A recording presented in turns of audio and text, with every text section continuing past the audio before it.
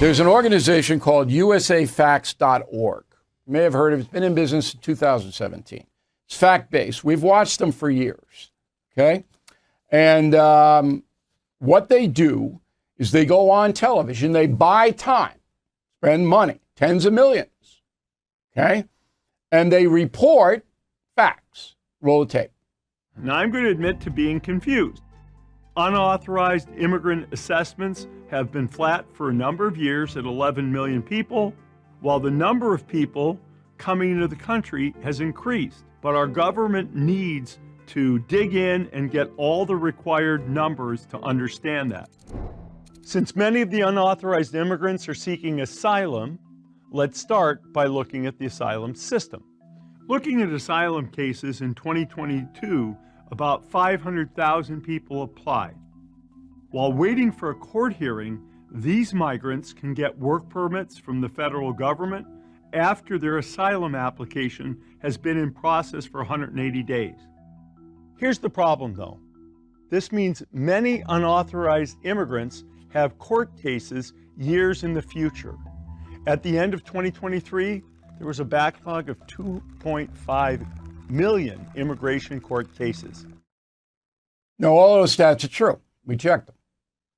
Joining us now from Seattle, Washington, is the guy who runs this operation, USA Facts, Steve Ballmer. You may know him. Used to run Microsoft, owns the LA Clippers, and we're pleased to have him on. So obviously your goal is to try to get information to the American people. Do you think you're getting through? I think there are people with whom we are getting through. We have 250,000 newsletter readers. We know we're getting millions of people visiting our site over the course of the last 5-6 years. Very proud of that. With that said, is the overall theme in the country grounded in numbers? No. We're going to work on that. We're going to do our part for that. But there's so much more work to do. All right. When you see in your organization USA Facts, and we want everybody to go there and check it out for themselves. When you see Trump, Biden, Harris say an untruth, I'll give you an example. So Biden said, when I took over as president, the inflation rate was 9%. And the truth was it was 1.5%. Do you take that on? Because if you do, then the Biden people are going to label you a partisan. And if you do it to Trump, they're going to label you a liberal. You see what I mean? Yeah, no, I do. And we don't put ourselves in the explicit position of fact checking and reporting on the facts. We do report the facts. We leave it to others to hold people to account.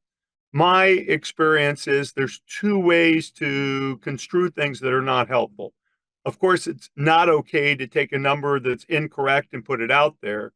But the second way, and a little bit more insidious, is for people to pick numbers to talk about, give them no context, and then let people think they are much larger than they might be or much smaller than they might be if you look at it in the context of history or a broader perspective, if you will. Okay, so you're going to provide not only the facts, but the context, which you did in your commercial about undocumented migrants by saying, look, the backlog is now 2.5 million people. Well, you can't adjudicate that within 5 years. You couldn't. It's impossible. But the Biden administration would never tell you that, so I'm telling you that.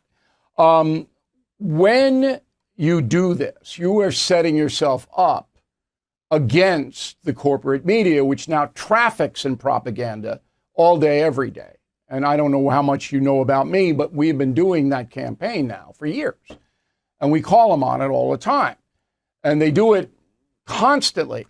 And because there are so many more liberal outlets on television and conservative outlets, because conservatives do it too, all right, that there's this wave of propaganda coming out. And Americans who don't pay close attention, they're overwhelmed by it, in my opinion. They're overwhelmed by it. Do you see it that way?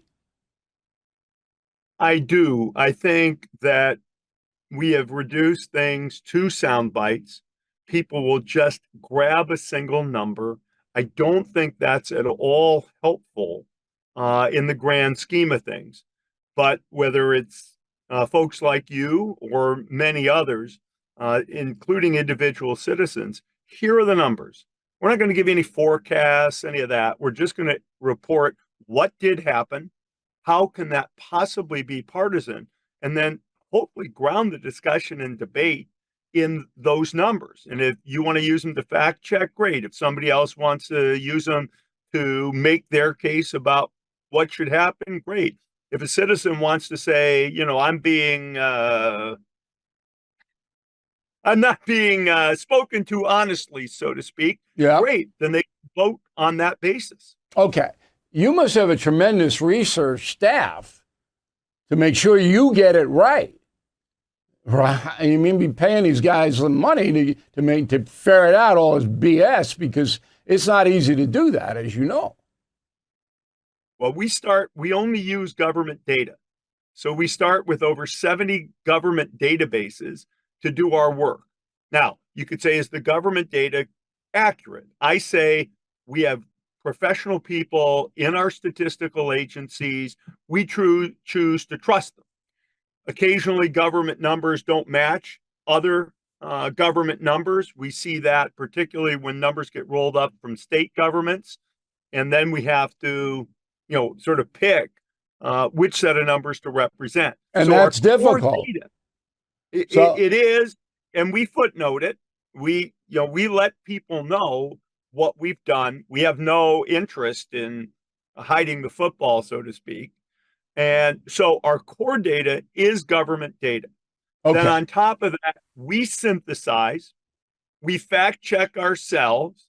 In fact, we're also looking at automated ways to double fact check ourselves. AI. Some of the new AI way. technology. Wow. We're not going to totally trust it, but we're going to use let me play devil's advocate here, because in the crime area, the federal stats coming out of Quantico, Virginia with the FBI have fallen apart. You can't trust them anymore because the cities are not required to report. So the FBI isn't getting a full picture, because most of the crime in this country is generated in the cities, in urban areas. And a lot of cities are going, we're not sending you data, so you can't report crime stats. Meanwhile, both parties, both Trump and Kamala, are running wild with, no, crime went down, crime is up, crime is it, and there's no stats to back it. That might be a good segment for you to explain why there's no stats to back it. There are. Let me challenge a little bit. Sure. Most cities do report, which is great.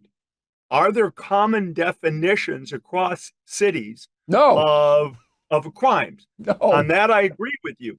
What is a violent crime can look different across jurisdictions. I agree with you. That's exactly what's happening in the nation's largest city, New York, where the violent crime is pleaded down to misdemeanors in the majority of cases. You punch somebody in the face, Rick Moranis, the actor, and thousands of others, and the thug is charged with disorderly conduct. It doesn't even make it into the FBI database. So anyway, I just want to bring it to your attention. I know I'm too emotional about this. Final question. Go ahead. There are imperfections. I'm not disagreeing. This is the biggest one, though. Is to attribute. Oh, I can give you one. I can give you ones that I think missing data. I can give you, the fact that we can't totally match up what the states report and what the Census Bureau reports and what the Bureau of Economic Analysis reports on state spending. There are definitely things that don't hook up perfectly or are imperfect. Yeah, I know, but come from the states. I'm willing to overlook. Should the feds have more tools? Right. Should the feds have more tools? I don't know. Our next step, Bill, is to actually go get the crime data from the local jurisdictions and try to normalize it. Wow. It's a step beyond for us right now. Right. But that's going to be hard. Being important. It will be. I'm not going to deny Chicago, New York, and LA are not going to want to give you those stats. You're going to have to break in the middle of the night and get them, or the AI people. Final question. You're a very successful American, obviously. Microsoft, and you got the Clippers, and you're very wealthy. And this country, I assume, has done right by you. You're a patriot. You love the country. You understand the opportunity it affords almost everybody. I am so furious about the collapse of the media, the corruption in the corporate media. I can't tell you how furious I am. But I don't think everybody else sees it the way I do, because I've invested my life into this profession. And I've watched it go down to a degree now where my operation, the most successful independent news operation in the world, we have millions of people depending on me to get them information they cannot get from the corporate media, NBC, ABC, CBS, Fox, whatever it may be. They can't get the information because they're all ideologically driven. Drives me nuts. Do you feel my pain? It drives me nuts too. I would say depth journalism with numbers and context.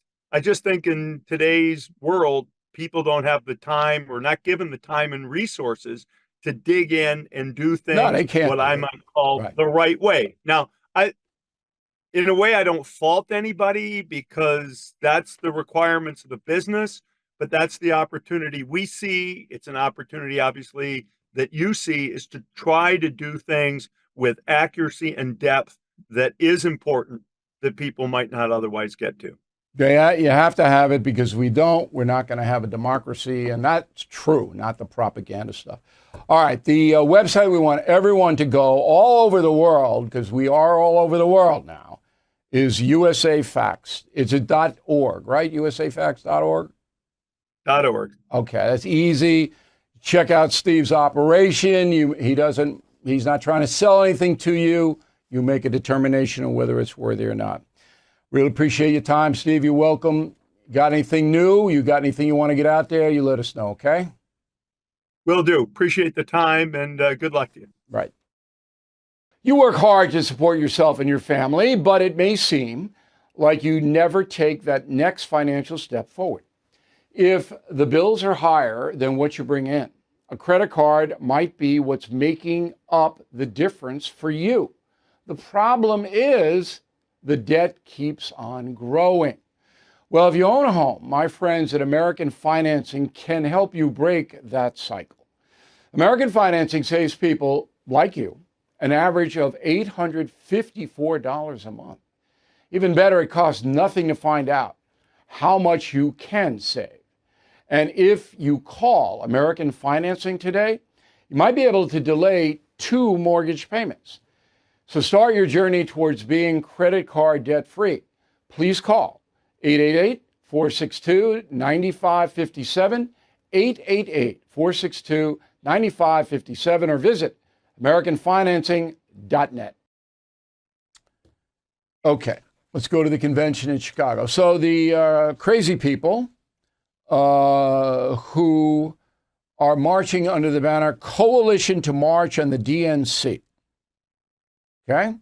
Thousands are showing up. Well, federal judge Andrea Wood said you can't go very close to the convention center. You got to stay on a route that is away from where the convention is being held. So the group, Coalition to March on the DNC, is appealing that ruling. But it doesn't matter. They're not going to obey the law anyway. They're going to try to shut down the city to get attention. It's the same thing they always do. There will be violence. There will be arrests. And the Chicago police are 1,200 light from where they should be. They need 1,200 more officers to be up to full strength. They don't have enough people. They're not going to control it. I mean, there are about 11,000 Chicago police officers. There will be many more demonstrators than that. They're not going to be able to control them. So the National Guard, the most left-wing governor we could find is in charge of Illinois, Pritzker. Has he called out the Guard? No, not yet.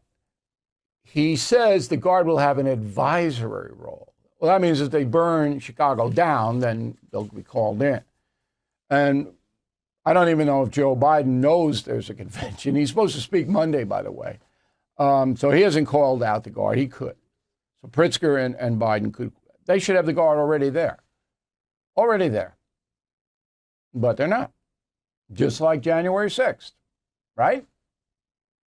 And one more note on the DNC. Biden is speaking Monday night to get him the hell out of there. Democrats don't want anybody being reminded, Joe Biden. Chicago's Mayor Brandon Johnson named the worst sanctuary mayor in the country. This designation by the Immigration Reform Law Institute. They published a list of the 10 worst sanctuary mayors yesterday. Okay, Chicago has welcomed about 50,000 migrants, spent $150 million to provide for them. Chicago doesn't have any money. All right. Mayor Johnson is the most permissive sanctuary mayor. The other 4 in the top 5 are Eric Adams, our pal in New York City, Michael Johnston, Denver, Colorado, Kelly Gritz, Athens, Georgia, Muriel Bowser, Washington, D.C. There they are, ladies and gentlemen, most permissive sanctuary mayors. Now, in New York, which doesn't have any money, and New York is so desperate for money that if you drive into New York City, and remember, if you live in Queens or Bronx or Brooklyn or Staten Island, you probably have a car. It's just Manhattan that you can't have, you have to pay an enormous amount of money to garage your car. So if you live in a 4 out of 5 boroughs, you got a car. So what Adams has done, the mayor, he's slapped a 25-mile-an-hour speed limit on all the boroughs in New York with camera backup. So you're tooling down 2 in the morning and nobody's on the road. You do $100 in the mail. Tell me, that's entrapment, number 1. All right. And I think it's theft, number 2. That's how desperate New York City is for money. They've spent $5 billion on migrants. Shelter, food, you name it.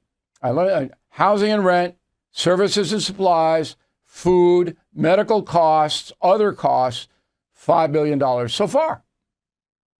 And no end in sight. No end in sight. Mayor Adams, hey, come on in. You can't pay it. You got to borrow it. Or the state of New York has to give it. That means all of our taxes in the city and state of New York have to go up. There you go. Let's go over to the UK. All right. Terrible story. Awful. So, July 29th, a few weeks ago, all right, in northwest England, there was a Taylor Swift themed class in a town called Southport, small town, pretty near Liverpool. The guy walks in, okay? Axel Rudakubana. He's from Rwanda, but he is a British subject, not a migrant. Walks in to the place where this class is little girls. He stabs to death B.B. King, age 6, Elsie Stancombe, age 7, Alice Aguiar, age 9. 6, 7, 9. This guy, who's now 18 years old, stabs them to death and then stabs 10 other people, all right, who suffered significant stab wounds. So he's arrested, okay, and he's charged with murder, as you would imagine. The anti-migrant forces in the UK, mostly right-wing, demonstrate, okay, sometimes violently. And a lot of cops get hurt. So far, the British police have arrested 1,000 individuals in these demonstrations. And they continue. And all the countries in Europe are afraid that it's going to spread there to their country. Now, here's the kicker. The UK justice system is a lot more efficient than America. So most of the rioters in the George Floyd situation weren't prosecuted. Nothing happened to them. Same thing with Antifa in Portland, Oregon. Nothing. UK already has convicted a whole bunch of these 1,000 and given them stiff prison terms. They don't mess around over there. You do it, you're in court, there's a trial, you plead guilty, you're not, boom, boom, boom, you're in jail. But that's not going to stop this because the people in Great Britain are furious because they've been overrun by foreign nationals, just as we have. And Great Britain, England, Wales, Scotland, Northern Ireland, a lot smaller. So the impact is greater. What's going on over there? I feel so sorry for those little girls. Those of you who have raised girls, as I have, I just can't imagine. I just can't imagine the pain. I don't know how I would go on. All right, Dr. Anthony Fauci testing positive for COVID, third time. He's been vaccinated 6 times. So is this karma? What do you think? So he got COVID again. He's 83, so I'm not laughing. It's a serious situation. And we don't wish disease on anyone. Even our worst enemies, we don't wish disease on them. That would be terrible. So we hope Fauci gets better soon. But I got to report what happens. If you suffer from daily pain, I'd like you to listen carefully to this message. A safe and effective way to ease pain is taking the world by storm. Introducing 100% drug-free Conolidine. Conolidine has already helped more than 100,000 Americans beat pain. It is so effective, it was named the official pain reliever of the UFC. And those guys know about pain. Non-addictive, Conolidine optimizes your body's natural painkillers, bringing full body relief in 7 days or less, without a single documented side effect. Conolidine is the future of pain relief. Now the best part. When you go to trycono.com/bill, you can get it for less than $1 a day. You really are just days away from being pain-free. Again, just go to trycono.com/bill and see for yourself. Lumen is the world's first handheld metabolic coach, measuring your metabolism through your breath. The app shows whether you're burning fat or carbs and provides tailored guidance to improve nutrition, workouts, sleep, and more. Simply breathe into the Lumen each morning to understand your metabolism. Then, based on your measurements, Lumen offers a personalized daily nutrition plan. Is this unbelievable? Now, your metabolism is your body's engine, and optimal metabolic health leads to benefits like easier weight management, better energy, improved fitness, and better sleep. Lumen's recommendations enhance metabolic health, even track your cycle and menopause onset.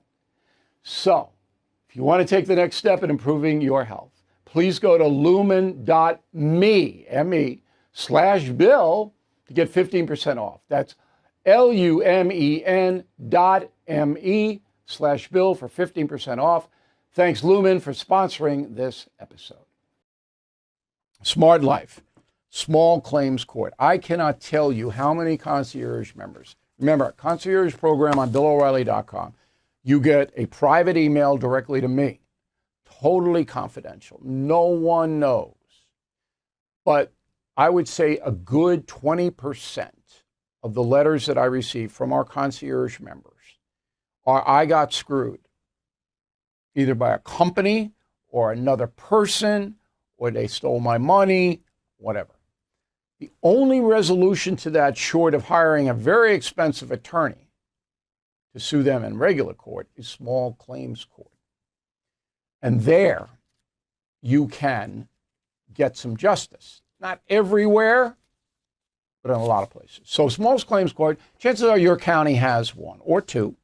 If it doesn't, the adjacent county will. So you go in there and you can do all this online. You say, I want to file a small claims action against Maury over here, okay? Because Maury wrecked my car and all of that. Okay. Online, you fill out the complaint, okay? And it costs $10-20 in New York State, probably less where you are. Nothing. Fill it out, you follow directions the small court gives you, all online, don't have to go there. You send it in. All right, but here's the little bit of difficulty. You have to send the complaint to the person you're suing, Maury. Maury has to get a copy. And then you have to send proof of that into the small claims system. The only way to do that is to hire a process server. And any attorney in the world can tell you how to do that. It's easy. But you got to pay them a couple $100. And they show up at Maury's house. They give Maury the process claim. Boom. And then you go.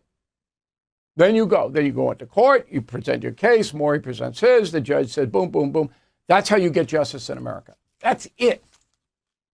Now, most of the small claims actions, when Maury gets the complaint handed to him by a process server, Maury will fold. Maury doesn't want to have to go to small claims court. And if Maury's a bad guy, and don't do this unless you have all the goods, all the evidence, then Maury knows he's going to lose. So you'll probably get a settlement. Smart life. That's one of the best tips I have ever given you. Thank you for watching the No Spin News. To watch the full episode anytime on BillO'Reilly.com, please sign up to become a premium or concierge member. Visit BillO'Reilly.com to sign up and start watching today.